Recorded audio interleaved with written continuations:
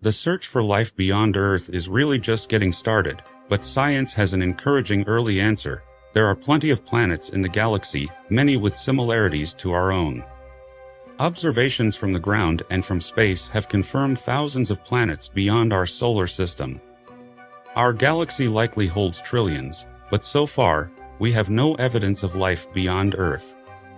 Is life in the cosmos easily begun and commonplace, or is it incredibly rare?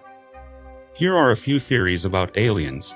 Extraterrestrial life exists. This theory suggests that life exists elsewhere in the universe, perhaps even within our own solar system. Microbial life could potentially exist on Mars or some of the moons of Jupiter and Saturn. More complex life forms, such as intelligent civilizations, could also exist on planets orbiting other stars. The Fermi paradox. The Fermi paradox suggests that if intelligent life is common in the universe, why haven't we detected any evidence of it? Some theories suggest that intelligent civilizations tend to self-destruct, while others propose that they are too far away or have no desire to communicate with us. Ancient aliens. This theory suggests that aliens have visited Earth in the past and have influenced human history and culture. Proponents of this theory point to ancient artwork and texts as evidence of alien visitation. UFO sightings. Unidentified flying objects are often cited as evidence of alien visitation. While many sightings can be explained by natural phenomena or human-made objects, some remain unexplained and could potentially be evidence of extraterrestrial visitation. The simulation theory. This theory proposes that our entire reality is a computer simulation created by an advanced civilization. While not specifically about aliens, this theory suggests that the creators of the simulation could potentially be an extraterrestrial civilization. To start with, let's address the most basic question: do aliens exist? According to the Drake equation, developed in 1961 by astronomer Frank Drake, the probability of intelligent life existing elsewhere in the universe is high. The equation takes into account factors such as the number of stars in our galaxy, the number of planets that could potentially support life, and the probability of life forming on those planets. Using these factors, the Drake equation estimates that there could be millions of intelligent civilizations in our galaxy alone. But the question remains, have we ever encountered these civilizations? Many people believe that we have, and there are countless stories of alien sightings, abductions, and encounters. However, there is little concrete evidence to support these claims. So, let's explore some of the most popular theories about what aliens might look like. The traditional image of aliens as small, green, big-eyed beings is a product of popular culture. However, it is unlikely that aliens would look anything like this. In fact, it is impossible to predict what aliens might look like, as their appearance would depend on the conditions of the planet they evolved on. For example, if an alien species evolved on a planet with high gravity, they might have shorter, stockier bodies. If they evolved on a planet with a harsh, radiation-filled environment, they might have evolved to be more resilient to radiation. It's also possible that some alien species might not even have bodies as we know them. They might exist as pure energy or as a hive mind collective. But why would aliens visit Earth? There are a few possible reasons. Some scientists speculate that aliens might be interested in our planet because of its unique location in the universe. Earth is in a Goldilocks zone. It's not too hot, not too cold, and has the right conditions for life to thrive. Aliens might be interested in studying our planet to learn more about how life can survive in these conditions. Another reason aliens might visit Earth is to make contact with us. If there are millions of intelligent civilizations in the galaxy, it's possible that some of them are trying to communicate with us. However, if this is the case, they might be communicating in ways that we can't even comprehend. Their methods of communication might be vastly different from ours. So, what should we do if we ever encounter aliens? Many scientists believe that we should approach any encounter with caution. We should avoid making any sudden movements or aggressive actions, as these might be misinterpreted by the aliens. Instead, we should attempt to communicate in a peaceful and non-threatening manner. If we do make contact with aliens, it could have profound implications for our understanding of the universe. It could challenge our beliefs about our place in the cosmos and force us to confront some of the big questions about life, the universe, and everything. Now that we've explored some of the theories and possibilities of alien life, let's consider the idea of the Fermi paradox. This paradox asks the question, if there are so many intelligent civilizations out there, why haven't we seen any evidence of them? Why haven't we detected any signals or observed any spacecraft from other worlds? One possibility is that advanced civilizations tend to self-destruct. With technology comes the potential for destruction, whether through environmental damage, war, or some other catastrophe. It's possible that many intelligent civilizations reach a point where they are unable to sustain themselves and ultimately fail. Another possibility is that intelligent civilizations have no desire to make contact with us. Perhaps they are simply not interested in Earth or in communicating with other species. Or perhaps they are too far away to detect our signals and we are too primitive to detect theirs. Regardless of the reasons, the Fermi paradox remains a mystery and a subject of much speculation. But let's turn our attention to the possibility of life in our own solar system. While we haven't found any evidence of intelligent life, there are some promising signs that microbial life might exist on other planets or moons. For example, NASA's Mars rover has detected methane on the planet's surface, which could be a sign of microbial life. Scientists have also found evidence of subsurface oceans on some of Jupiter and Saturn's moons, which could potentially support life. If we do find evidence of microbial life in our own solar system, it would be a major discovery and could have significant implications for our understanding of life in the universe. Let's consider the potential implications of discovering intelligent life. If we were to make contact with an alien civilization, it could have profound impacts on our society and our understanding of the universe. For one, it could challenge our existing beliefs and worldviews. We might need to reevaluate our ideas about our place in the cosmos, our religious and philosophical beliefs, and our understanding of the origins of life. It could also raise questions about the ethics of interacting with other intelligent species and the responsibilities that come with such interactions. Another potential impact is on our technology and scientific progress. If we were to encounter a more advanced civilization, we could learn from their technology and knowledge, potentially accelerating our own progress. On the other hand, it could also pose a threat if the aliens have hostile intentions towards us. It's difficult to say for certain whether aliens, if they exist, would be dangerous to us. We have no concrete evidence of intelligent extraterrestrial life, so any speculation about their intentions or behaviors is purely hypothetical. Some people argue that aliens could be dangerous if they are more technologically advanced than us and have the ability to conquer or destroy us. Others point out that any civilization advanced enough to travel through space would likely have a more sophisticated understanding of the universe and may be more peaceful and cooperative. It's also possible that aliens could be indifferent to us, simply observing us from a distance without any intention to interact with us at all. Overall, while it's fun to speculate about the potential dangers of alien life, the truth is that we simply don't know enough to make any definitive conclusions about their intentions or behaviors. The search for extraterrestrial life should be approached with an open mind and a healthy dose of curiosity rather than fear or paranoia. Regardless of the potential impacts, the search for intelligent life continues.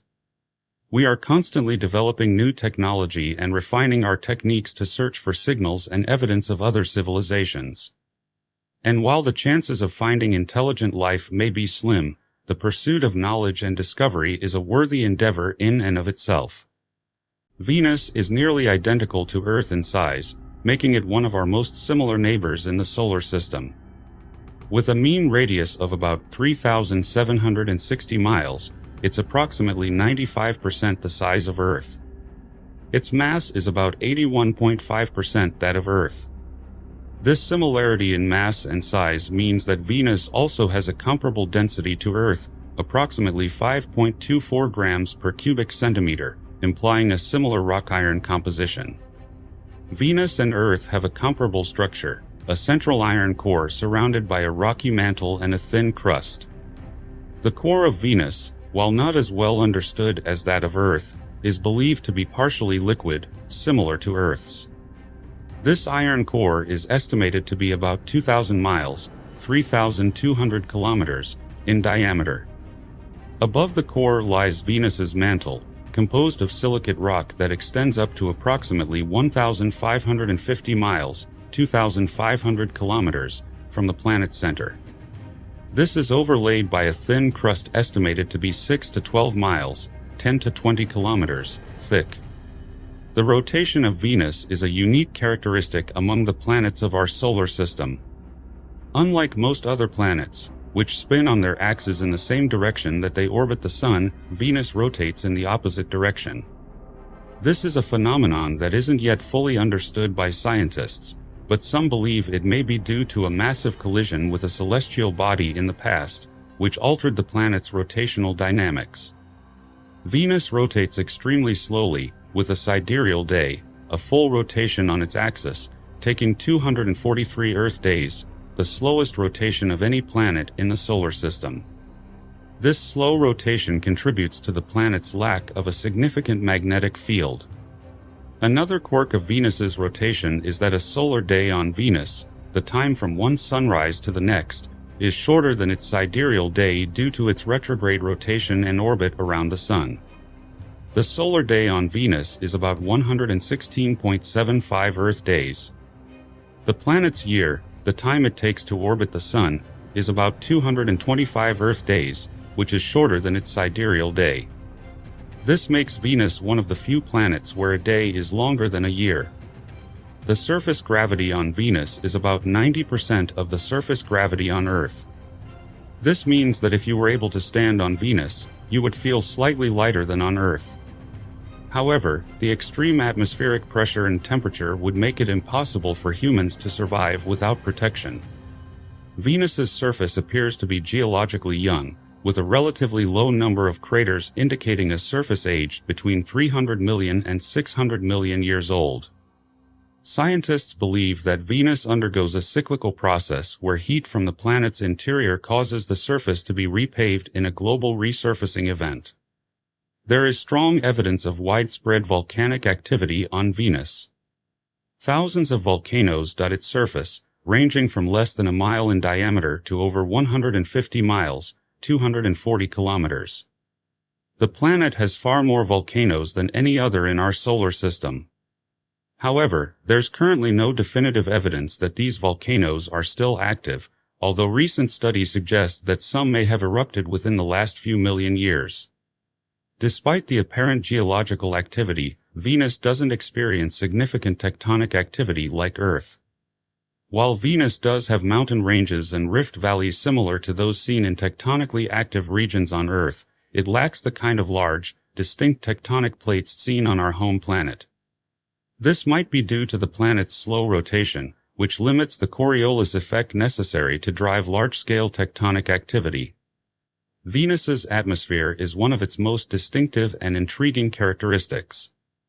The atmosphere is primarily composed of carbon dioxide, 96.5%, with most of the remainder being nitrogen. However, there are also traces of other gases such as sulfur dioxide, water vapor, carbon monoxide, argon, and helium. This composition is vastly different from Earth's nitrogen-oxygen atmosphere, making Venus's air toxic to humans and most known forms of life.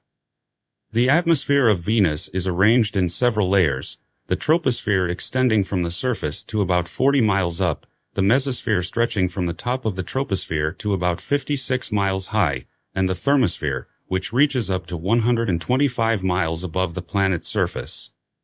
Above this, there's a transitional region called the exosphere that merges with the void of space. The high concentration of carbon dioxide in Venus's atmosphere creates a strong greenhouse effect, trapping heat and making it the hottest planet in the solar system, even hotter than Mercury, which is closer to the Sun. The greenhouse gases in the atmosphere absorb heat energy radiated from the Sun, preventing it from escaping back into space. This results in surface temperatures averaging around 467 degrees Celsius, which is hot enough to melt lead.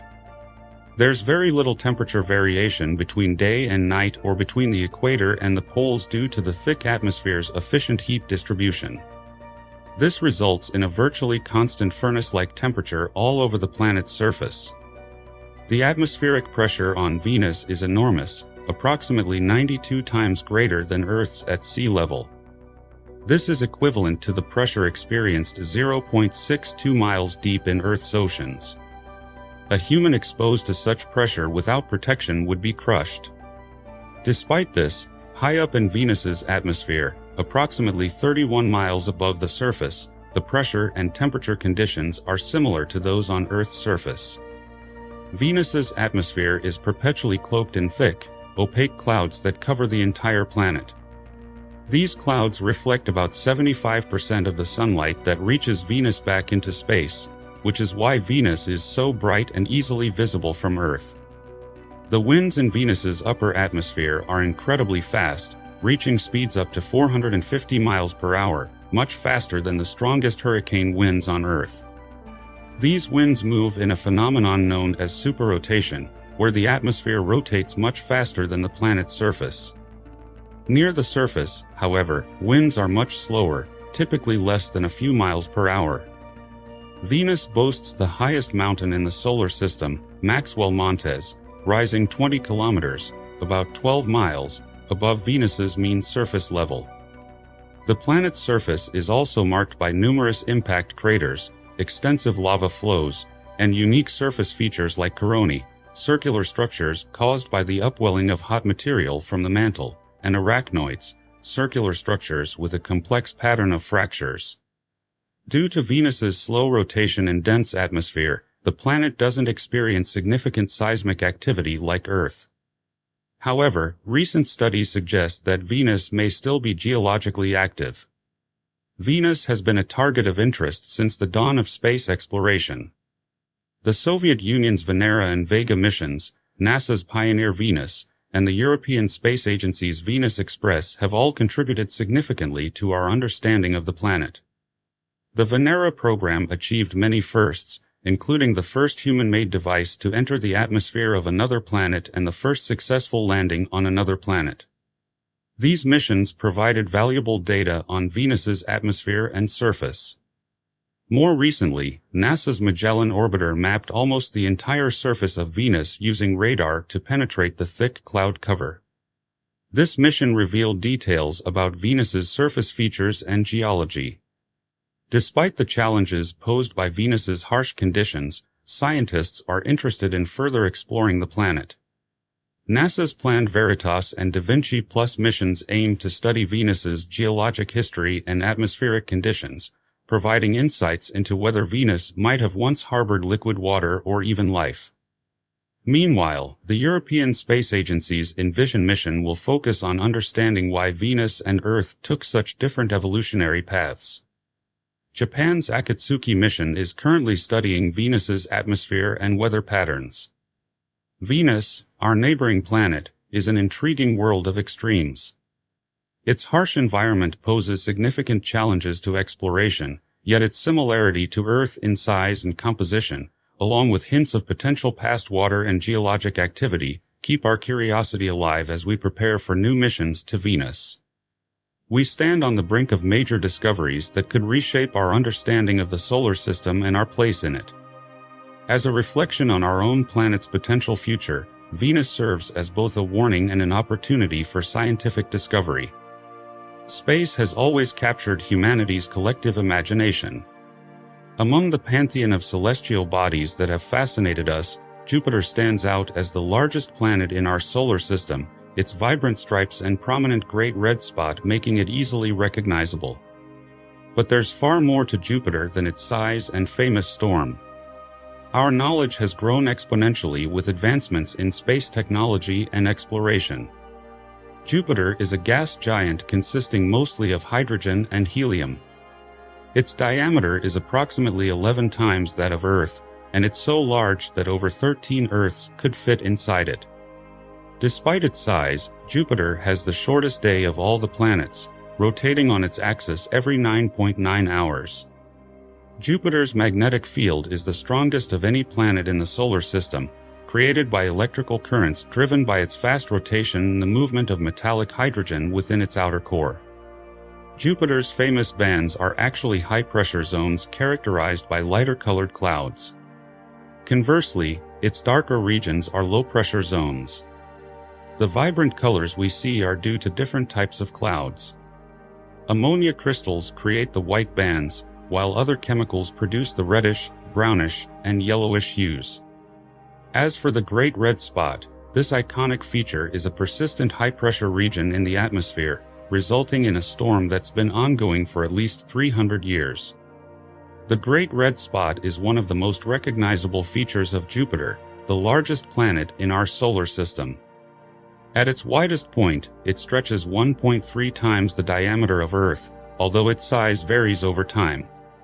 Notably, it has been shrinking in recent decades.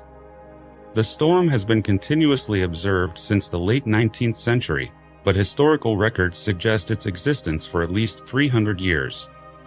The Great Red Spot is located in Jupiter's southern hemisphere, nestled within a westward-moving jet stream called the South Equatorial Belt. The red color of the Great Red Spot is still a subject of research.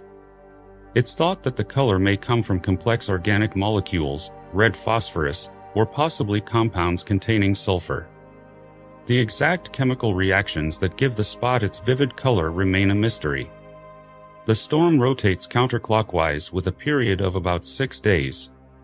Interestingly, the rotation speed, size, and color of the spot can change, reflecting the storm's complex interaction with its surroundings. The longevity of the Great Red Spot is intriguing. While storms on Earth last for days or weeks at most, the Great Red Spot has persisted for centuries. This longevity is likely due to Jupiter's rapid rotation and lack of a solid surface, which minimizes frictional dissipation of the storm's energy. The Great Red Spot is a window into the atmospheric dynamics of Jupiter, a gas giant with conditions vastly different from our home planet. Understanding this celestial maelstrom not only unravels the secrets of Jupiter but also sheds light on the broader principles governing atmospheres, including our own. Jupiter's 4 largest moons, Io, Europa, Ganymede, and Callisto, are known as the Galilean moons, named after Galileo Galilei, who discovered them in 1610. Each of these moons is a world unto itself. Io is the most volcanically active body in the solar system, its surface covered in sulfur and sulfur dioxide, giving it a colorful mottled appearance. Europa has a crust of ice, and scientists believe it might harbor a subsurface ocean, making it a potential site for extraterrestrial life. Ganymede, the largest moon in the solar system, is the only moon known to have its own magnetic field. Callisto, characterized by an extremely cratered surface, is believed to have an ocean beneath its surface as well. As of my knowledge cutoff in September 2021, Jupiter was known to have 79 moons, but additional moons may have been discovered since then. Saturn isn't the only planet with a ring system. Although much fainter and smaller, Jupiter also has rings composed mainly of dust particles from impacts on the planet's small innermost moons. These rings were first discovered by NASA's Voyager 1 spacecraft in 1979. The study of Jupiter has come a long way since Galileo's first observations. Multiple missions, such as Pioneer 10 and 11, Voyager 1 and 2, Galileo, Juno, and more, have been sent to Jupiter to study its composition, magnetic field, and moons. Pioneer 10 and 11 were the first spacecraft to make a close approach to Jupiter, providing valuable data about its radiation belts, magnetic field, and some moons. Voyager 1 and 2 made significant discoveries, such as detecting Jupiter's rings and confirming Io's volcanic activity. The Galileo orbiter spent 8 years studying the planet and its moons, and the attached probe made a direct plunge into Jupiter's atmosphere, providing the first direct measurements of its composition. The Juno mission, still ongoing as of 2021, has made significant contributions to our understanding of Jupiter's internal structure, atmosphere, and magnetosphere. Jupiter, the colossal gas giant, remains a focal point of curiosity for astronomers and space enthusiasts alike. Its impressive size, complex atmospheric dynamics, multitude of moons, and faint ring system make it a fascinating object of study. As we continue to explore Jupiter through telescopic observations and space missions, we unravel the secrets it holds, enriching our understanding of the cosmos. For now, we marvel at the celestial symphony Jupiter conducts, its presence a testament to the intricate, diverse, and vast nature of our solar system. We inhabit a galaxy known as the Milky Way, which contains hundreds of billions of stars. How did we arrive at this point, and what is our future? These concerns involve galaxies in every aspect. The known universe contains 200 billion galaxies, each of which is unique, immense, and dynamic. Where do galaxies come from? How do they work? What is their future, and how will they die? If you are interested in amazing videos about the universe, be sure to subscribe to our channel to stay updated. This is the Milky Way, our galaxy, approximately 12 billion years old.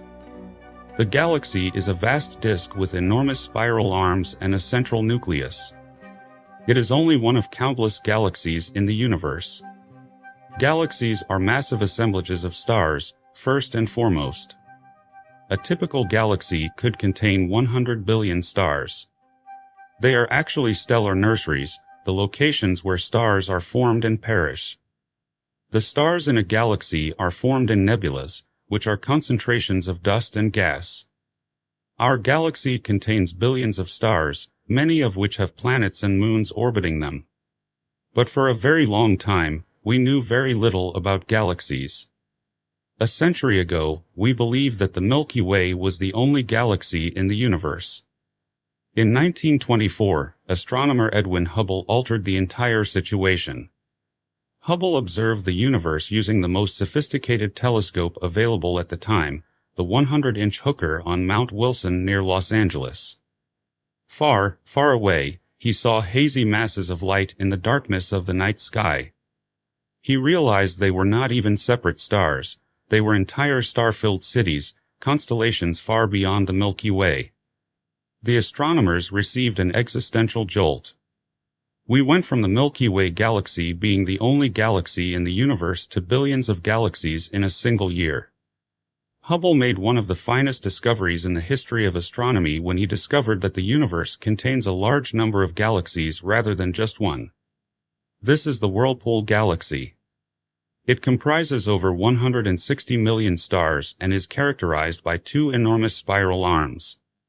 In addition, the stars of the huge elliptical galaxy M87 shine with a golden hue, as it is one of the oldest galaxies in the cosmos. And this is the Sombrero Galaxy. Its massive bright core is surrounded by a cloud of gas and dust. All galaxies are very beautiful. They stand in for the fundamental building blocks of the cosmos. As they spin across space, they resemble enormous pinwheels. Galaxies are enormous on a grand scale. On Earth, we measure distance in miles. In space, astronomers use light years, which is how far light can travel in a year. Our galaxy's diameter is over 100,000 light years, and we're located at a distance of 25,000 light years from its center. However, in the grand scheme of things, even it seems like a tiny dot. While the Milky Way seems enormous from Earth, when compared to other galaxies, it is actually rather small.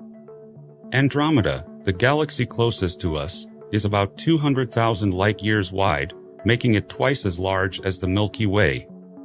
M87 is the largest elliptical galaxy in our own cosmic backyard and much bigger than Andromeda. But M87 is tiny compared to this giant. IC 1101, the biggest galaxy ever found, is 6 million light-years across, 60 times the size of our own Milky Way. It's common knowledge that galaxies are enormous and ubiquitous, but why is this the case? The origin of galaxies is a key mystery in astrophysics.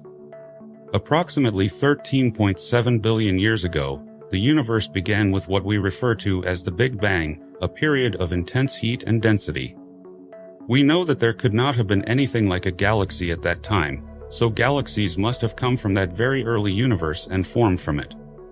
For stars to form and for galaxies to form from those stars, gravity is essential. After the Big Bang, the first stars began to emerge only 200 million years later. The earliest galaxies formed as their masses began to clump together because of gravity. Thanks to the Hubble Space Telescope, we can now see the early universe when galaxies were just beginning to form. Numerous galaxies are visible to Hubble. The light we see from distant galaxies now, however, really departed those objects many millions or perhaps billions of years ago. What we see now is the distant past of those galaxies since it took so long for their light to get to us. The Hubble Deep Field reveals a collection of fuzzy dots.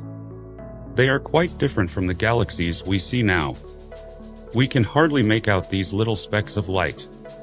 Those fuzzy patches of light are really millions or billions of stars beginning to combine. The oldest galaxies are represented by these barely visible blotches. They began to take shape around 1 billion years after the Big Bang. However, Hubble's range of visibility ends there. A second sort of telescope, one too large to send into space, is required if we are to travel much farther back in time. Not only can the telescope identify primordial galaxies, but it can also trace their evolution. The evolution of galaxy and galaxy cluster formation may be followed.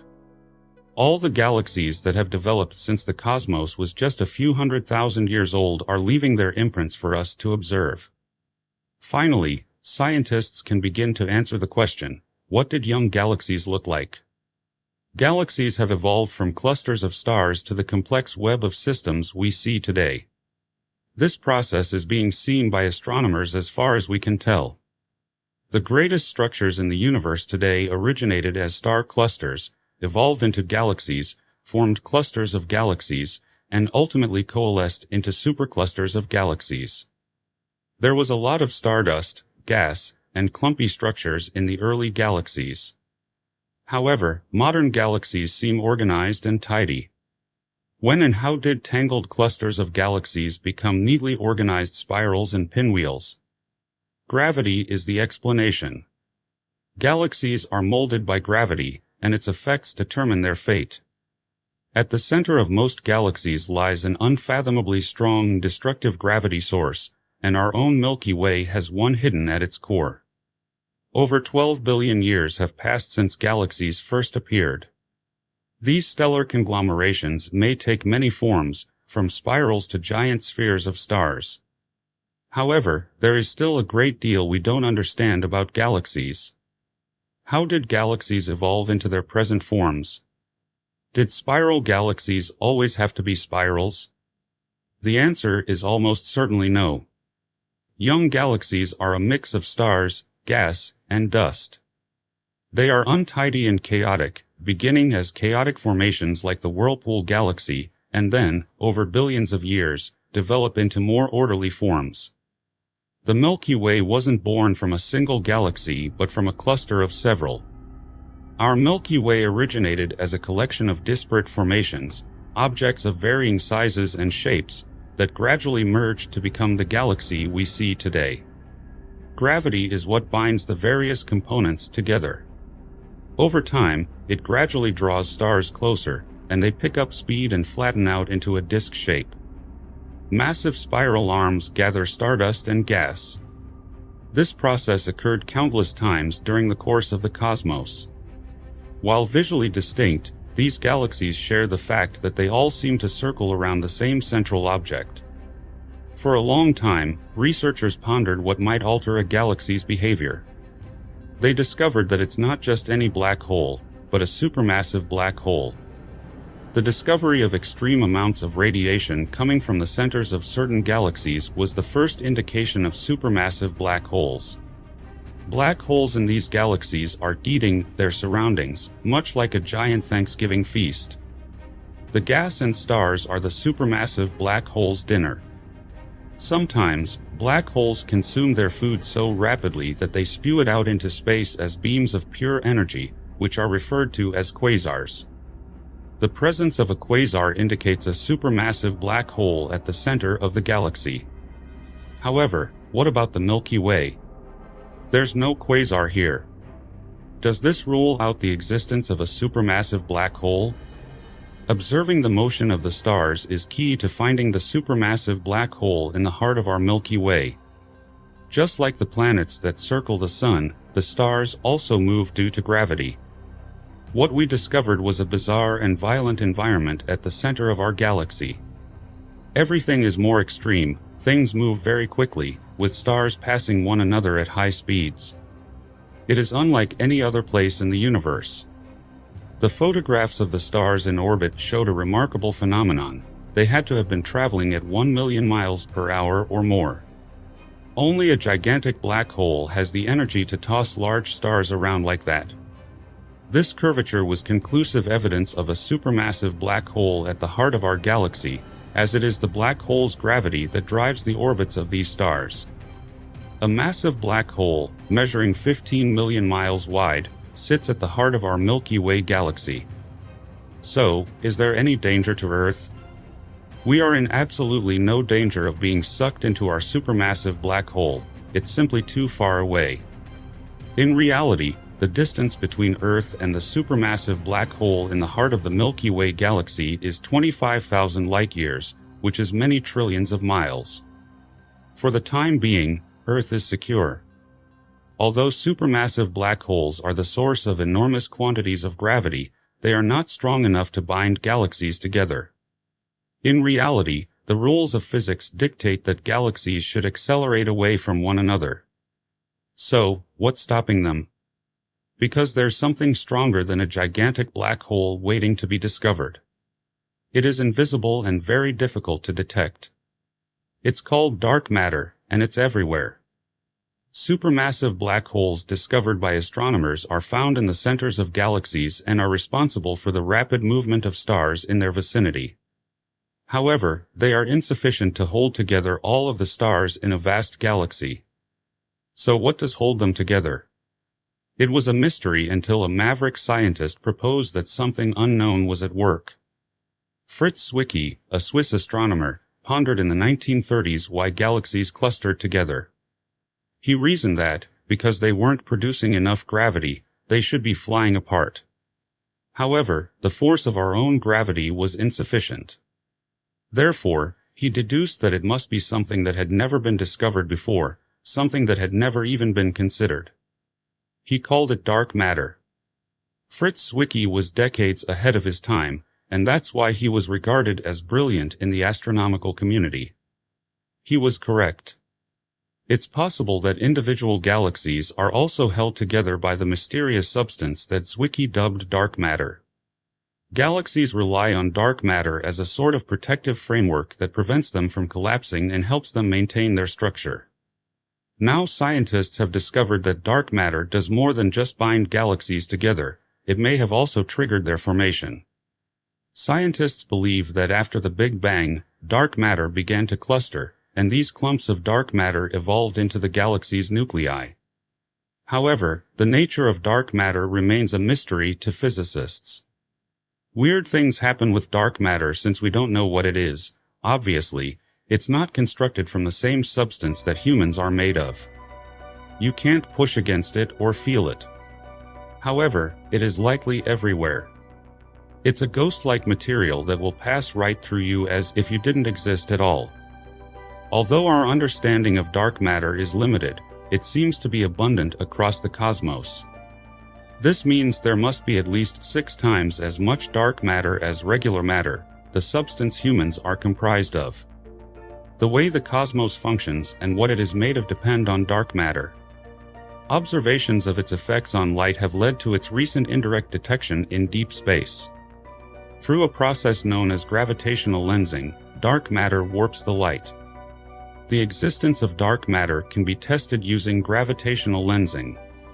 As a ray of light from a distant galaxy travels toward us, its course is bent around a huge collection of dark matter due to the latter's greater gravitational attraction.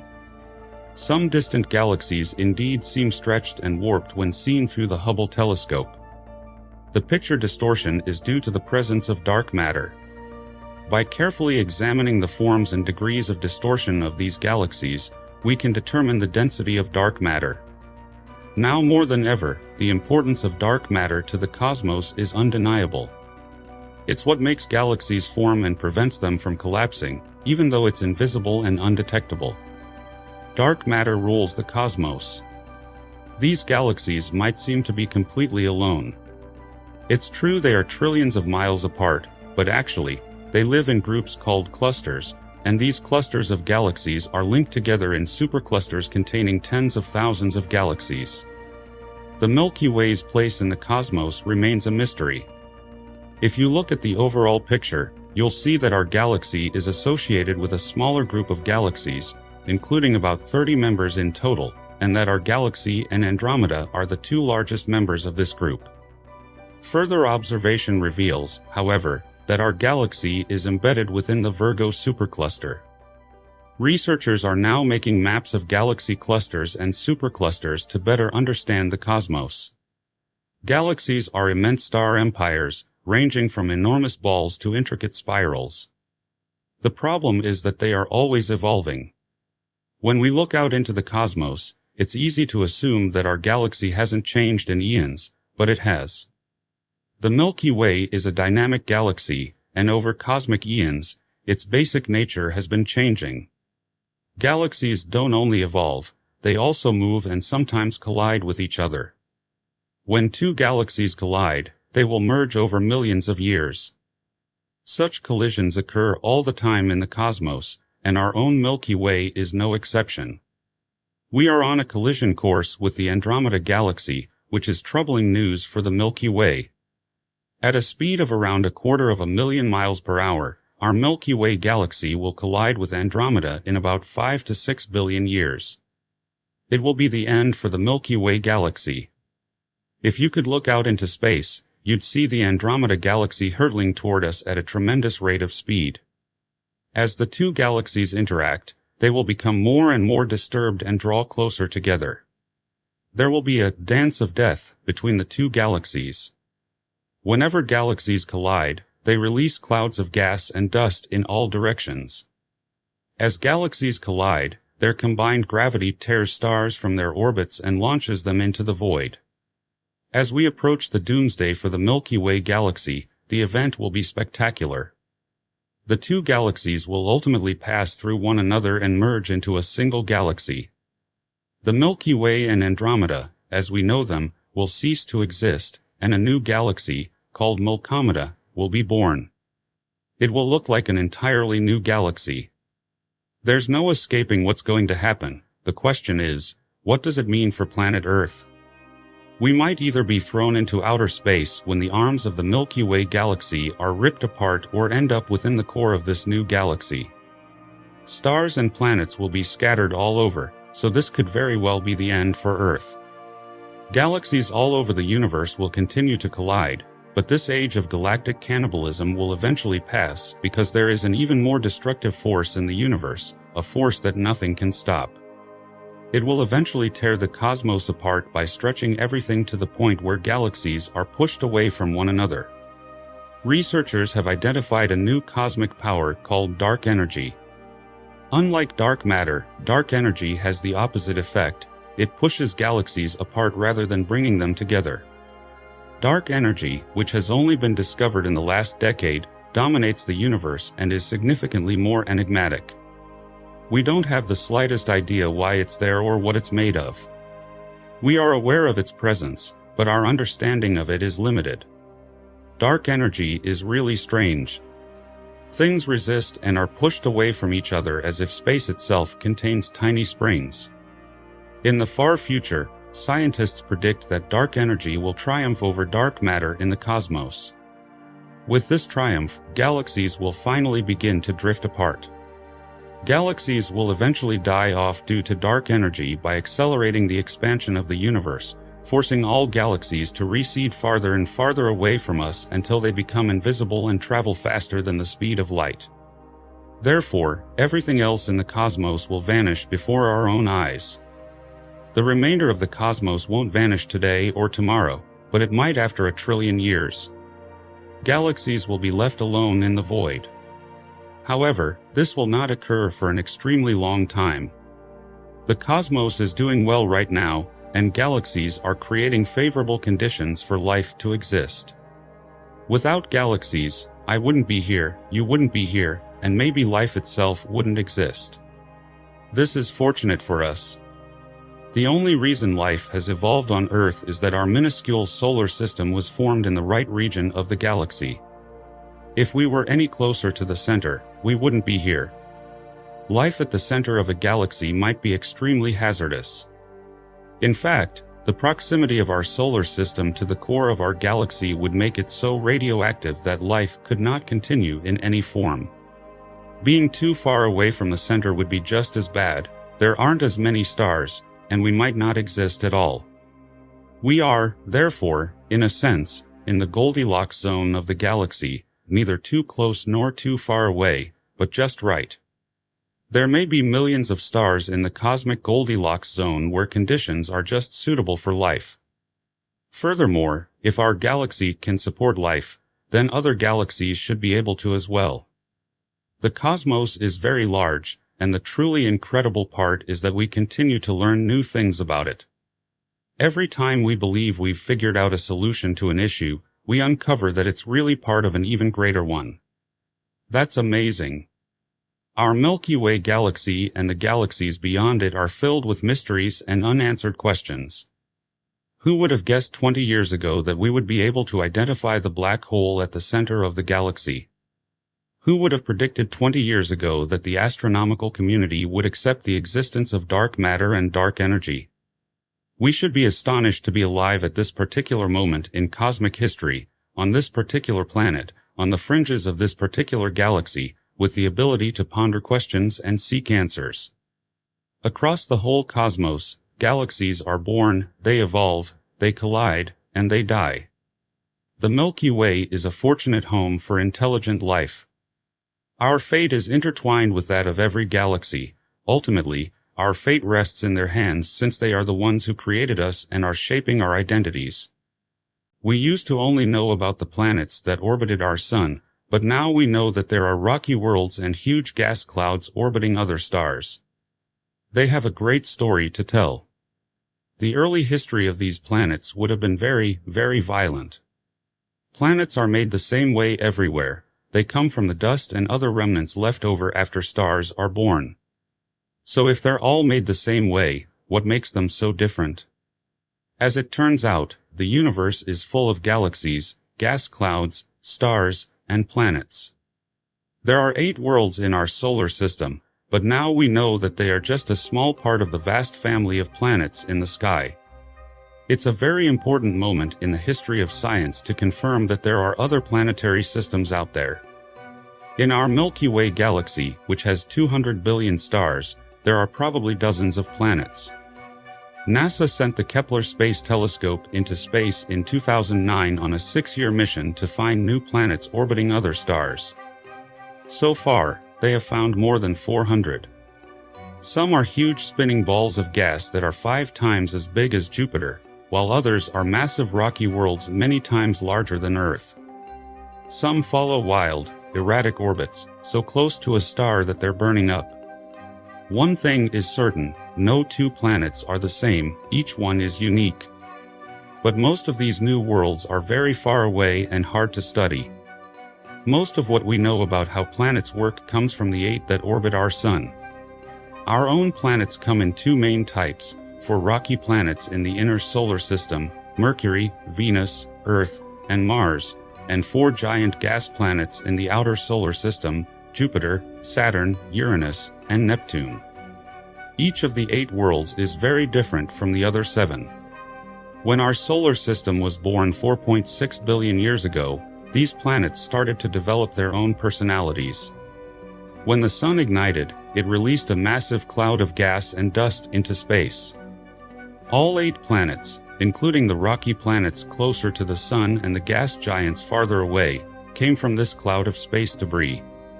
All of the worlds in our solar system are made of the same materials, from the same cloud of gas and dust, but they formed under very different conditions. Some formed close to the sun, where it was much hotter, and some formed far away, where it was much colder. Since the conditions were so different, the resulting planets were also different. At the beginning of the solar system, there was a pretty even mix of silicates, water vapor, hydrogen, a lot of hydrogen, methane, and other elements. These elements in the dust cloud are like ingredients in a cake. They cook in different ways based on how the ingredients are mixed and how hot the oven is. The planets formed and evolved in a similar manner. They were affected by their proximity to the sun. Near the sun, where it was hot, gases were burned off, and water was boiled away. Only materials that stay solid at high temperatures, like metals and rocks, could survive. This is why only rocky planets form close to the sun. As a planet moves farther away from the sun, it cooks in a different way. But what kind of planets will form depends on what's in the cloud. Based on the type of cloud a solar system forms in, it might not have any rocky planets if there weren't enough materials to create something like Earth. Instead, it might have more gas giants and none at all. If you want planets made of rock, you need a cloud full of metals and rocks. The next step is to turn down the heat. As the cloud cools, some of the materials with high boiling point start to condense out as solids, and these very small mineral grains begin to form. These tiny pieces of rock and minerals are the beginnings of a new rocky world. They start to stick together over time. If you had one dust molecule and another dust molecule, they would collide and form one slightly bigger dust molecule, and they would continue to get larger. This process is called accretion. As these particles grow, they become rocks. Then, rocks collide with other rocks to form boulders, and boulders smash together to form even bigger boulders. At some point, you'll have something large enough that its weight is strong enough to start pulling things toward it. Instead of just crashing into things and growing that way, it actively pulls things in. At first, there were many young planets in our solar system, perhaps about 100. Most of them didn't survive. If you visit the asteroid belt and look at the asteroid Vesta, you can see how large a planet needs to be before it can pull itself into a spherical shape. Vesta is only 329 miles across, which isn't quite big enough to be a sphere. To become round, a growing planet needs to be about 500 miles across. At this size, it has enough gravity to crush itself into a sphere. Any smaller, and it remains irregularly shaped. Every time a round baby planet collides with something, it gets hotter and hotter until it starts to melt. Gravity now sorts the heavy materials from the lighter ones. Lighter materials float up and form a crusty layer, while heavier materials, like most metals, fall down and form a much denser core at the planet's center. Eventually, the young planets begin to look like planets, but now they must survive a time of violence and destruction, a harsh period that will determine which planets will survive and which will perish. After the Sun formed, all 8 of our planets originated from the same cloud of dust and gas, but they turned out to be very different. There was no real plan for how each of the new planets should be formed. They followed the rules of physics and chemistry, but most of what happened was a matter of chance. About 4.5 billion years ago, our Sun was surrounded by around 100 young planets. It became a demolition derby, with planets colliding with each other, and most were destroyed. The early history of these planets was very violent, with many collisions occurring during the final stages of each planet's formation. As these collisions happened, some of the planetesimals grew at the expense of others. These planetesimals, which would eventually become planets, grew larger by absorbing smaller planetesimals, causing a lot of space debris to hit the surface of the protoplanet. After this period of collisions, only 4 rocky planets remained.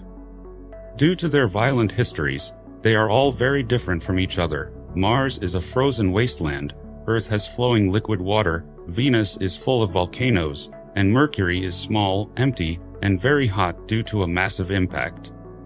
For example, Mercury has a very thin crust and is very dense, suggesting it could have been a larger planet in the past. Then something hit it at an angle, tearing off the lighter crust and leaving only the dense core. The young Earth was also struck hard. Near the end of Earth's formation, it was hit by something else that tore apart its mantle, sending the debris into orbit around Earth, which eventually came together to form the Moon. Mars also seems to have been hit, as its crust is thinner in the north than in the south. One theory is that the northern hemisphere of Mars was struck early in the planet's history, which blew off a lot of its crust, and that crust began to build up again in the southern hemisphere. These collisions had two major effects. They reduced the number of surviving baby planets and added more ingredients to the survivors. If a planet collided with something metal-rich, those chunks would tend to sink into what was becoming the core. If it collided with something light or icy, those materials would tend to float and form part of the crust instead. Near the Sun, there were 4 rocky planets that were nearly finished forming. They had a solid core of hot iron surrounded by a layer of liquid iron, with a shell of molten rock on top and a crust on the surface.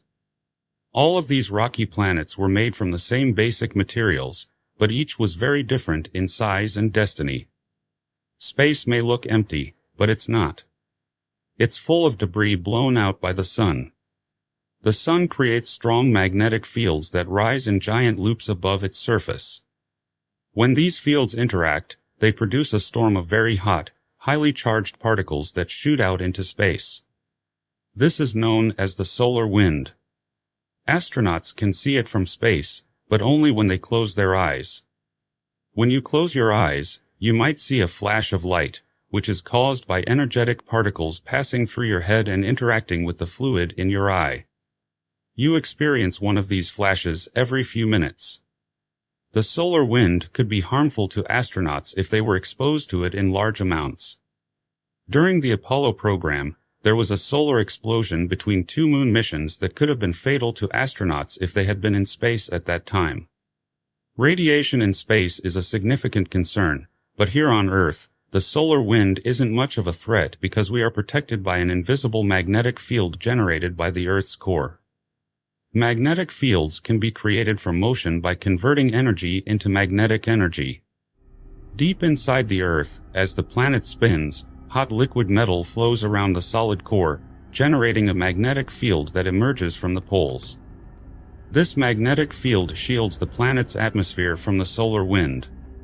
The Earth's magnetic field deflects the solar wind, protecting the atmosphere and everything on the surface.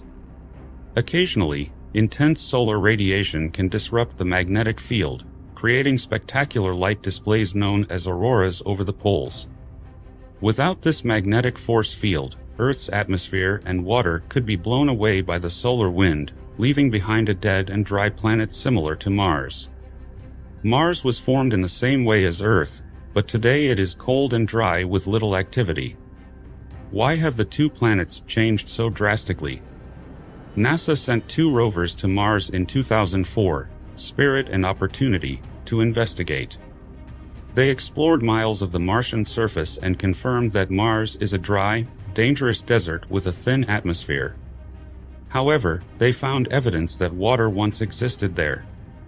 Mars wasn't always a barren place. Strong evidence shows that water once existed below the surface, rose to the surface, and evaporated. Some areas even show ripples formed by flowing water. If Mars had water, it likely had a significant atmosphere as well. Early in Mars history, it had volcanoes and a hot interior, similar to Earth. Mars, being made of the same materials, would have had a hot iron core surrounded by liquid metal, and thus, a magnetic field. The question is, what happened to it? Mars likely had a strong magnetic field early on, created in the same way as Earth's. However, being a smaller planet, Mars cooled more quickly, causing its liquid core to solidify. Once the core froze, convection stopped, the magnetic field disappeared, and without the magnetic shield, the solar wind stripped away the atmosphere and the water evaporated. Mars became a cold, empty world. The rocky planets, Mars, Earth, Venus, and Mercury, all formed within 150 million miles of the Sun. But 4 times farther out, the Sun created a very different kind of planet. These giants are enormous, made of gas, and have no solid surfaces at all. So far, astronomers have discovered over 400 new planets in distant solar systems, almost all of which are huge and gas-filled. Our solar system has 4 of these so-called gas giants: Jupiter, Saturn, Uranus, and Neptune. Each of these has thick, soupy atmospheres filled with hydrogen, helium, and methane. Why are these outer planets made of gas while the inner ones are rocky? It's very cold here, about 500 million miles from the Sun. At the beginning of the solar system, there was some dust but mostly gas and water frozen in ice grains. It was cold enough to form solid snow, which contributed to the formation of the giant planets. We believe that ice snowflakes stuck together to form the cores of these massive planets. This might explain why they grew so large. Their cores became about 10 times the size of Earth. The strong gravity from these massive cores attracted all the surrounding gas, forming thick, soupy atmospheres that extended tens of thousands of miles. The more gravity they had, the larger they grew. More dust and debris were drawn to the planets, which formed their moons. Each of Jupiter and Saturn has more than 60 moons. The gas giants also have something unique: rings. Saturn stands out because of its beautiful rings, but Jupiter, Uranus, and Neptune also have rings, though they are very faint and hard to detect. Saturn's rings are the most noticeable from afar, appearing as a single flat disk. In reality, they are composed of thousands of small rings, each just a few miles wide. When the Cassini probe flew by, it discovered billions of ice and rock particles moving within the rings at speeds of up to 50,000 miles per hour. These particles constantly collide, some forming small moons and others breaking apart, but they never grow larger because Saturn's immense gravity keeps them from coalescing. Scientists are just beginning to understand how these rings formed. One theory is that a comet collided with a moon, knocking it out of orbit and closer to Saturn.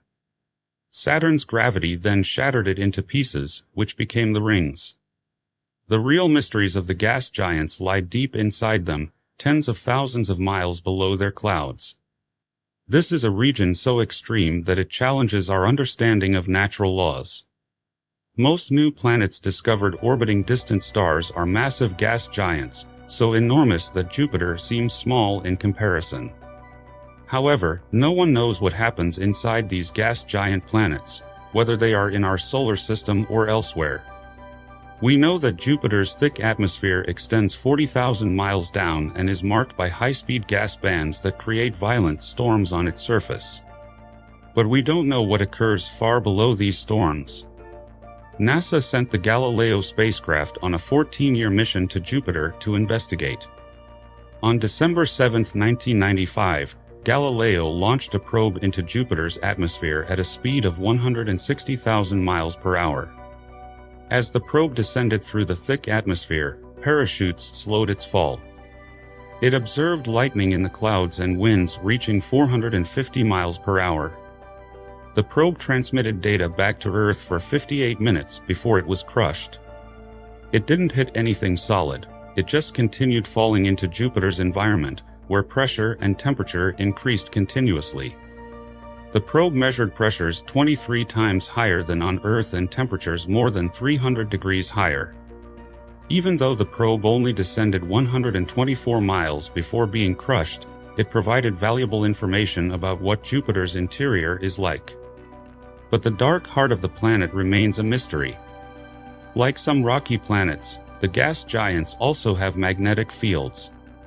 Jupiter's magnetic field is 20,000 times stronger than Earth's and is so vast that it extends all the way to Saturn, which is more than 400 million miles away. Just like on Earth, Jupiter's magnetic field protects its atmosphere from the solar wind.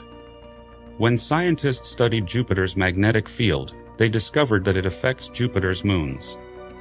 The volcanic moon Io orbits just 217,000 miles from Jupiter. Every second, Io's volcanoes release a ton of gas and dust into space. Jupiter's magnetic field intensifies this effect, creating powerful radiation belts and making the region around Jupiter very active. If you point a radio antenna at Jupiter, you can hear how the planet and its magnetic field interact. Jupiter and Saturn can produce auroras even without the solar wind because they generate their own magnetic fields. These auroras demonstrate that gas planets have magnetic fields, but we don't fully understand how these fields are created on gas giants. On Earth, the magnetic field is generated by a hot liquid metal spinning around a solid iron core. Gas planets likely use a similar mechanism, but since they don't have hot iron cores, which are essential for generating magnetic fields, we don't know exactly what happens inside them. It's possible Jupiter has a solid core or that it remains liquid, but we may never know for sure, as no probe could travel the 44,000 miles to Jupiter's center. Galileo was destroyed before it could reach the planet's core. Gravity and heat play major roles in shaping planets, from their inner cores to their outer atmospheres, and are crucial in planet formation. But water also has a significant impact on how planets evolve. Planets may seem stable and unchanging, but they are always in flux. For instance, one planet in our solar system lost its atmosphere and became a desert, while another turned into a hellish environment. Earth has also changed, and water has been a key factor in that transformation. From space, Earth appears very wet and is often called the blue planet, as 3/4 of its surface is covered by oceans. However, only 0.6% of Earth's mass is water. While some water is on the surface, the majority is locked in minerals. Earth is actually relatively dry compared to other planets. The inner rocky planets formed close to the Sun and started off dry. Any water they might have had likely evaporated or was lost during the massive collisions that formed the planets. So, where did Earth's water come from? The water we have now likely arrived from asteroids and comets that were far enough from the Sun to retain their water. Millions of these watery asteroids and comets entered the inner solar system, with some crashing into Earth. Over time, Earth accumulated water from these impacts, leading to the vast amounts we see today. Without surface water, life as we know it would not exist. If Earth had too much water, oceans would be much deeper and cover continents, including Mount Everest. The current amount of water on Earth is just right for the evolution of technological species like Homo sapiens. About 4 billion years ago, a flurry of comets and asteroids delivered the perfect amount of water to Earth, shaping the world we know today. It's possible that similar processes are happening elsewhere in the universe. There is a lot of water out there, and since hydrogen is the most common atom in the universe and oxygen is also abundant, H2O is likely to be a very common molecule. Which is exactly what is happening in our universe. Water is everywhere in the universe, and we are finding that planets are as well. However, we haven't yet discovered another planet where water is in a liquid state. Scientists have identified more than 400 new planets, but none of them resemble Earth. We have not yet found a planet around another star that matches Earth in size, mass, and chemical composition. Therefore, finding such a planet remains a remarkable goal for humanity, a holy grail of sorts, as we search for places that remind us of home. But we will continue searching. We know that our galaxy alone contains about 200 billion stars, and up to 40 billion of them might have their own planets. We are entering what will be called the golden age of planetary exploration. In the future, we will start to truly understand how different things are out there. I believe this will be a very exciting time. The laws of physics and chemistry tell us how planets are formed, and many scientists believe it is only a matter of time before we find another planet like Earth, one that formed from the same materials in the right location with the right amount of water. One thing is certain, there are billions of planets out there waiting to be discovered. Our solar system is a harsh environment with volcanoes everywhere, from the ice volcanoes on Saturn's moon Enceladus to the immense lava fields on Jupiter's moon Io, and even on our own Earth. It is true that we would not be here without volcanoes. Volcanoes influence and alter our climate. They are both creators and destroyers of existence. Today's spacecraft and observatories have revealed volcanoes on planets once thought to be dead. The discovery of volcanoes on an object smaller than the Moon was a major surprise. If there are volcanoes on other worlds, could there also be life? Volcanoes are among the most powerful natural occurrences on Earth. They create new land, destroy the old, emit gases that alter the atmosphere, and fuel bizarre new forms of life deep in our oceans.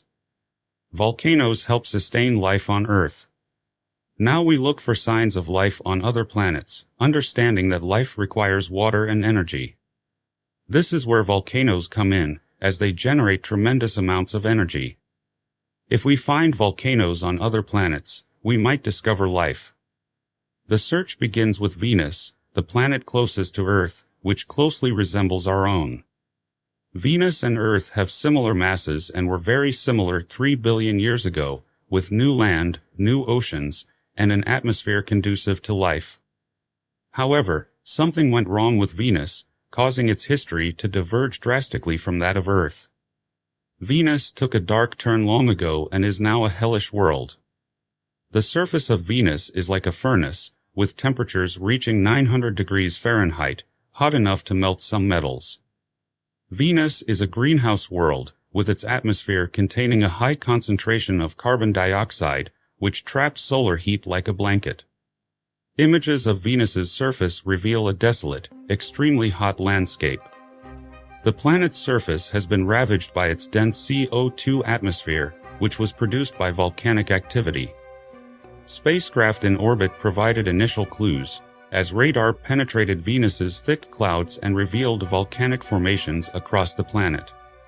These formations resemble shield volcanoes on Earth, which are round and flat. Shield volcanoes get their name from their shape and ooze lava for thousands of years. Once we were able to map the entire surface of Venus using cloud-penetrating radar, we learned more about its volcanic activity. We began to examine its landforms and discovered that many of them were quite familiar. In particular, we observed enormous shield volcanoes that resembled the shield volcanoes in Hawaii. The radar images of Venus were identical to those of Hawaii's shield volcanoes. In the past, Venus was home to volcanoes. We were astounded to see a picture of Venus for the first time, revealing a cratered volcanic surface. There are at least 1,000 large volcanoes, and possibly tens or hundreds of thousands of smaller ones. Lava plains cover 3/4 of Venus's surface, providing evidence of an ancient catastrophe. This could have been a home for life, but it was instead consumed by flames. Numerous trillions of tons of carbon dioxide were expelled by Venus's volcanoes into the planet's atmosphere, causing the temperature to rise dramatically. The oceans evaporated. On Earth, carbon dioxide can be absorbed into rocks and the ocean. However, on Venus, there is no water, and the temperature is so high that carbon dioxide cannot even combine with the minerals. Volcanoes released carbon dioxide into the atmosphere eons ago, and over time, fewer and fewer methods existed to remove it from the atmosphere. Volcanoes effectively sanitized the entire planet. If Venus ever supported life, Earth is the only known planet with life. That may change with the gas giant Jupiter, whose moons were once believed to be frozen and lifeless. A mystery surfaced as a cloud hovered over this cold and lifeless world. Upon closer inspection, we saw that volcanoes had transformed a planet similar to Earth into a hyperheated inferno. Volcanoes on a planet similar to Earth were not surprising, but the discovery of volcanoes on the Moon was astonishing. In March 1979, the Voyager 1 spacecraft provided us with our first close-up look at Jupiter's tiny moon Io, a world we once believed to be frozen and lifeless. We observed an arc next to the moon that almost looked like a second moon behind it. We were puzzled and wondered what it could be. Everyone thought Io was lifeless and uninteresting, but then we realized, oh my God, it's a volcanic eruption. We discovered that the area is engulfed in volcanoes and is geologically extremely active. There are constant volcanic eruptions, and what they are erupting is a large amount of sulfur, which becomes extremely heated and changes color as its temperature changes. It may be red, orange, yellow, or even black. As a result, these images of Io's surface resemble a pizza with various types of cheese and olives, where the small black spots are. Io is not dead, it is alive and growing. There are more than 400 active volcanoes, with the largest, Pele, erupting from a gigantic lava lake that extends approximately 400 kilometers into space. It would be an extraordinary sight if we could stand on the edge of that lava lake and observe the plumes shooting off into the void of space. Pele's eruptions are so massive that, due to Io's small size, there is nothing to hold the lava back, as there is virtually no atmosphere and little gravity. These enormous eruptions make Earth's volcanoes look like fireworks. How can a moon so small be so volcanic? The answer is Jupiter. Just as the moon raises tides in Earth's oceans, Jupiter raises solid rock tides on Io. Io's orbit around Jupiter is not circular, it varies in distance from Jupiter. Jupiter exerts a gravitational force on Io. Jupiter's gravity stretches and squeezes Io in its 2-day orbit, causing the ground to rise and fall by nearly 300 feet. This constant pummeling generates extreme heat and enormous pressure. Wherever there are weak spots in the crust, lava erupts. Volcanism on Io is planet-scale, unlike on Earth where volcanic activity is concentrated around tectonic plate boundaries or weak areas. Io is one massive active hotspot and is the most volcanically active body in the solar system due to the immense power of Jupiter's gravity. Volcanic activity on Io has taught us that internal energy sources can drive volcanism in a way that differs from Earth.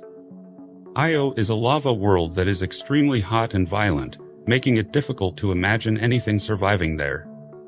While we've discovered strange eruptions on various planets and moons, so far, Earth is the only world where volcanoes are known to be linked to life, or so we thought. This is Europa, one of Jupiter's moons, orbiting at a distance of nearly 500 million miles from the Sun. Europa is a 2,000-mile wide sphere of ice. From afar, its surface appears polished, but up close, it tells a different story. Europa is pummeled by Jupiter's immense gravity, similar to Io. The surface bends, forming ridges and deep fissures. When we first obtained close-up images of Europa, they seemed vaguely familiar, resembling Arctic ice flows. It turns out they are similar. Beneath Europa's several-mile-thick icy crust lies a global liquid ocean. Magnetic measurements suggest that Europa's ocean is an astounding 60 miles deep. Jupiter's gravitational impact heats the rocky interior, melting the ice above. As the core is stretched by tides and heated, it is not implausible to believe that there is a boundary between a hot core and a liquid water ocean. Underwater eruptions on Earth are surrounded by life, and the same could occur on Europa. Despite the darkness, crushing pressure, 2,000 times that of Earth's atmosphere, and harsh environment, Europa might still be a cradle for life. If there is evidence of life on Earth, why not on Europa? With an energy source, volcanic activity, a universal solvent like liquid water, and complex hydrocarbon chemistry, life on Europa would be difficult but not impossible. There is life on Earth in extreme conditions, including intense heat, crushing pressure, and absolute darkness. Life on Europa might resemble our own in unexpected ways. If life exists beneath Europa's ice, it would likely be aquatic and without eyes due to the lack of significant light. Organisms might rely on sonar to navigate their surroundings. Volcanic activity on Europa could be the origin of new life. It is even conceivable that Europa is typical and that such conditions might be the norm for planets with life. Earth could be an exception. Considering that Europa could serve as a model for the billions of moons in the universe with liquid oceans, our horizons have expanded dramatically. With over 170 moons in our solar system alone, and multiplying that by the vastness of the universe, there are potentially countless habitats for life. Only liquid water and a source of energy are required, which could be provided by volcanoes, and they are ubiquitous. This is Saturn, which is twice as far from the Sun as Jupiter. Saturn also has volcanic moons. Similar to Europa, these moons might support life. Saturn is one of the unusual planets in our solar system, with a 600,000-mile wide ring system, an astounding 62 moons, and one with a secret, Enceladus. Enceladus is one of Saturn's smaller and more distant moons, known for its extremely bright and reflective ice-covered surface. However, when the Cassini spacecraft visited Saturn, it made a remarkable discovery, not on Saturn itself, but on its moon Enceladus. The Cassini probe detected a massive plume backlit by the Sun and erupting into space, which provided conclusive evidence of volcanic activity. Cassini's sensors focused on the south pole of Enceladus, revealing enormous craters scarring its surface. At Enceladus' south pole, there are extraordinarily large fissures that open close as Enceladus orbits Saturn due to tidal forces. These fissures extend for hundreds of kilometers, and when they open, a large crevasse can form at speeds of approximately 100 miles per hour along its length. This phenomenon is spectacular, as huge gravitational forces cause the surface to open and contract with incredible velocity. This helps produce the heat needed to melt ice and form oceans beneath the surface. The conditions of the water beneath Enceladus' surface are ideal for life. It is at the right temperature for life to potentially thrive. The liquid water is similar to seawater here on Earth, and the chemistry of the water observed erupting from these fissures suggests it contains salt and organic matter. Therefore, we have identified a location in the solar system where there is a strong possibility of existing life. Cassini has also detected complex carbon molecules in the ice particles of Enceladus. Along with the presence of liquid water, these findings suggest that life could potentially exist deep within this mysterious moon. Enceladus may not be alone. Another of Saturn's moons, Titan, might also harbor life. Titan is one of the largest moons in our solar system and the only moon with a thick atmosphere. It is a frozen world with ice as hard as rock and lakes of liquid methane. However, we might also discover evidence of volcanoes and the tantalizing possibility of extraterrestrial life on Titan.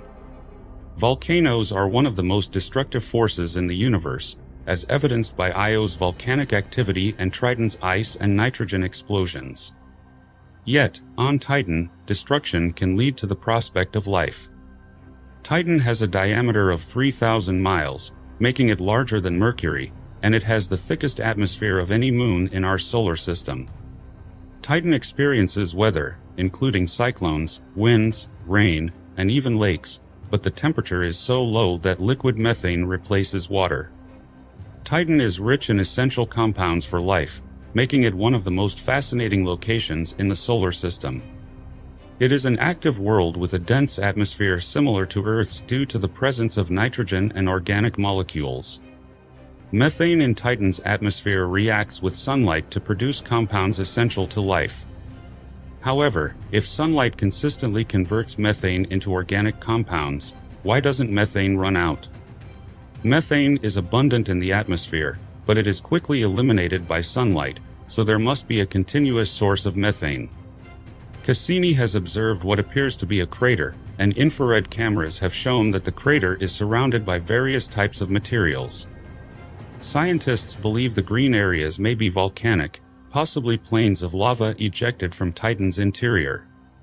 On Titan, the boiling liquid emitted by volcanoes could be ammonia or water. Methane and ethane are emitted by Titan's volcanoes, which likely contribute to the planet's extremely dense cloud cover and orange atmosphere. This atmosphere probably originated from the outgassing of Titan's volcanoes. Even on a globe as rigid as Titan, volcanoes require heat. On Titan, there are two sources of heat, radioactive substances that heat the interior and Saturn's enormous gravity that influences the moon. Similar to Enceladus, these forces produce enough heat to transform ice into water and liquid methane into gas. Could volcanoes on Titan give life a chance to survive there? The chemical reactions necessary for life as we know it require an atmosphere, a solid surface, liquid water, and heat. Volcanoes on Titan could potentially provide all of these conditions. If life does exist on Titan, it would be truly alien, breathing hydrogen instead of oxygen and possibly swimming through methane reservoirs at temperatures of 300 degrees below zero. There might be oceans of ethane and tidal pools, along with volcanic and hydrothermal activity. Perhaps volcanic heat could produce enough energy to support life on Titan. This is speculative, but it cannot be ruled out. However, we might not need to travel so far to discover signs of life. We could find it on Mars, a volcanically active world much closer to home. Volcanoes are ubiquitous throughout the solar system. Planets such as Io, Titan, and Triton are intricate, volatile, and violent. Once, we believed Earth was the only planet with both volcanoes and life, but now we find volcanoes everywhere. Yet, alien life has yet to be discovered. Volcanoes exemplify the immense forces of creation and destruction. They go hand in hand. It is literally true that without volcanoes, we would not be here. Volcanic cauldrons are the birthplace of life. Volcanoes create new landscapes, seed the atmosphere with complex chemicals, and replace the old with the new. If volcanoes are linked to the processes of life, where is life on other planets? Perhaps the answer lies in ancient times, when the solar system was still forming. On a planet similar to our own, this is Mars. 3 billion years ago, volcanoes were active. The greatest volcano in the solar system still stands, Olympus Mons. The cliffs leading up to it are over 6 miles high. Mount Everest would seem small in comparison. Olympus Mons covers an area the size of Arizona, with a crater that is 53 miles wide. A structure of this magnitude takes millions of years to build, a period of time that Earth's volcanoes have not yet reached. On Earth, the crust is constantly in motion.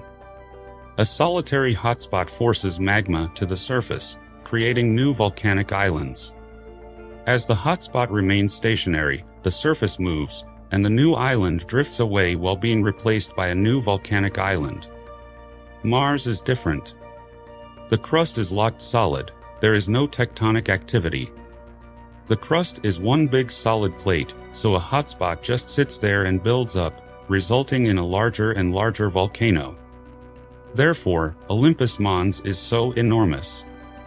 Today, Olympus Mons is an icy remnant of a once warmer era. It is an extinct volcano on a fading planet, now a colossal structure due to Mars's diminished atmosphere.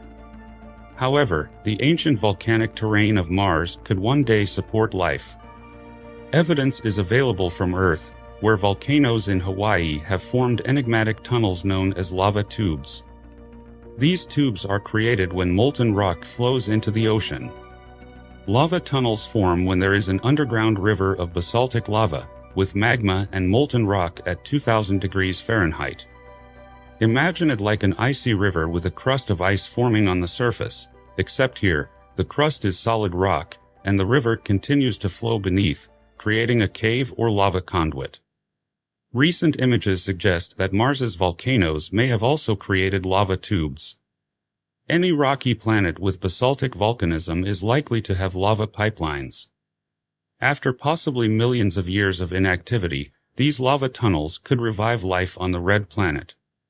Radiation will be one of the obstacles future humans will face when attempting to live on Mars, especially during solar cyclones. Incoming cosmic rays can be lethal. The tunnels and caverns of Mars's extinct volcanoes could one day serve as ideal homes, retaining air and shielding inhabitants from harmful radiation. A long-dead volcano could help fill a world with new light. Volcanoes are capable of both destruction and creation. The universe is a vast and mysterious place filled with countless wonders and secrets waiting to be discovered. Among the many mysteries of the cosmos, one of the most fascinating and profound is the age of the universe itself. If you are interested in amazing videos about the universe, be sure to subscribe to our channel to stay updated. Scientists have spent decades studying the universe using various tools and techniques to unravel the mysteries of our cosmic past through their efforts. They have determined that the universe is estimated to be around 13.8 billion years old. The search for the age of the universe began in the early 20th century when astronomers first realized that our universe was expanding. The concept of an expanding universe was first proposed by Belgian astronomer Georges Lemaitre in 1927, but it wasn't until the work of American astronomer Edwin Hubble in the 1920s and 1930s that the idea gained widespread acceptance. Hubble's groundbreaking observations of distant galaxies revealed that they were moving away from us at great speeds, and the farther away a galaxy was, the faster it was moving. This relationship, known as Hubble's law, suggested that the universe was not static but expanding.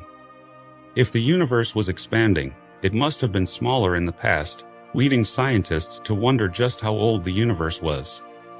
The first attempts to estimate the universe's age were based on models of stellar evolution. Scientists knew that stars undergo a predictable sequence of changes as they age and thought that by studying stars in our galaxy, they could determine the universe's age. However, these early estimates varied widely due to uncertainties in understanding stellar evolution, ranging from a few million years to several billion years. It wasn't until the 1960s that a more accurate method for determining the universe's age was discovered. In 1964, astronomers Arno Penzias and Robert Wilson discovered faint background radiation present in all directions of the sky. This radiation, known as the cosmic microwave background, CMB, is thought to be the leftover radiation from the Big Bang, the event marking the birth of the universe. The discovery of the CMB was a major breakthrough in understanding the universe and provided scientists with a powerful tool for estimating its age. By studying the CMB's properties, scientists could infer important details about the early universe, such as its temperature and composition. This information was used to estimate the universe's age. Over the next few decades, scientists refined their measurements of the CMB, improved their understanding of the early universe, and developed more sophisticated models of cosmic evolution that included dark matter and dark energy, two mysterious substances that make up most of the universe. Combining these observations and models, scientists arrived at an estimate for the universe's age of 13.8 billion years. This estimate has been confirmed by various independent measurements, including observations of distant supernovae and the large-scale structure of the universe. The age of the universe is one of the most well-established facts in cosmology and has profound implications for our understanding of the cosmos. The universe's age tells us that it has a long and fascinating history, stretching back billions of years to a time when it was just a tiny, hot, and dense singularity. It shows us that the stars and galaxies we see today are the result of billions of years of cosmic evolution driven by gravity and the interplay between matter and energy. At 13.8 billion years old, why is the universe still expanding at an accelerating rate? What is the nature of dark matter and dark energy, and how do they shape the universe's evolution? How did the first stars and galaxies form, and what was the nature of the universe in its earliest moments? These are just a few of the many questions that cosmologists are working to answer. Whatever the ultimate fate of the universe may be, the age of the universe tells us that we are living in a remarkable moment in cosmic history. We have the opportunity to study the universe at a time when it is still evolving and changing, when stars are still being born and galaxies are still colliding and merging. By studying the universe and its evolution, we can gain insights into the fundamental nature of the cosmos and our place within it. The age of the universe also provides insights into the likelihood of intelligent civilizations existing elsewhere in the cosmos. If life is a relatively common occurrence in the universe and if conditions for the development of intelligent life are present on other planets, then there may be many civilizations out there that are much older and more advanced than our own.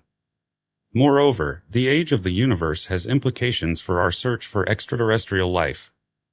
By studying the conditions that led to the emergence of life on Earth and exploring the diversity of life forms on our planet, we can gain insights into the types of environments and conditions that might be conducive to the emergence of life elsewhere in the universe.